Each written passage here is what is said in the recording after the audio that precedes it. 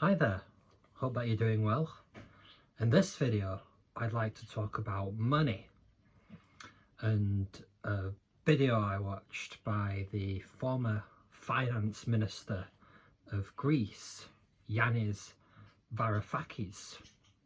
Now you may have seen him doing the rounds, doing TV interviews, and I think he wrote a book called Techno-feudalism. Now this piqued my curiosity, so I came across a video of his called Techno-feudalism, and he mentioned something about the nature of money after the 2008 banking crisis, in which the entire financial sector of the West suffered an enormous crisis and almost collapsed. Now, Varoufakis mentions that $35 trillion was printed or typed into the monetary system after 2008 to bail out the banking sector. Now this is an enormous number, 35 trillion. It's around the size of the US national debt.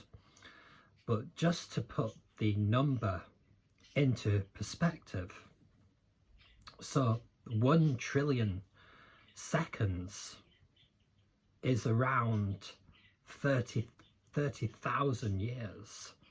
1 trillion seconds is 30,000 years. If I can remember that correctly, I don't know if it was 30,000 or 35,000. I think it was 30,000, but I'm not going off the script. Maybe I should have written the number down.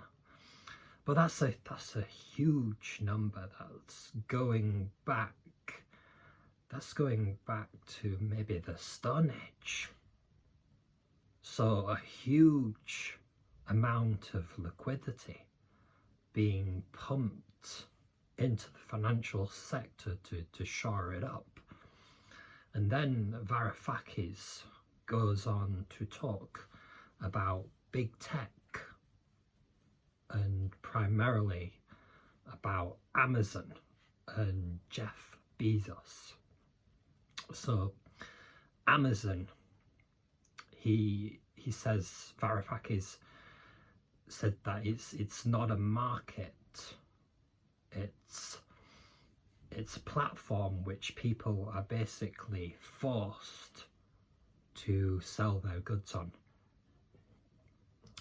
So imagine that a product is doing really well on Amazon, and this has happened many times. You know, a product by a traditional capitalist, as Varoufakis puts it, can be doing really well on Amazon.